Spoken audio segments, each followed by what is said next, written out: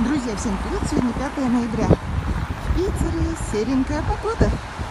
Сегодня первый трудовой день на этой короткой неделе.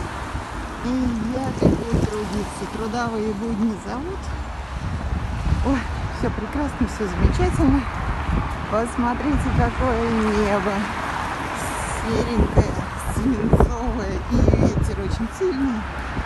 Но ветер теплый. На улице плюс 10, 5 ноября, и это прекрасно. Ну, с одной стороны, конечно, прекрасное тепло, с другой стороны, природе надо отдохнуть.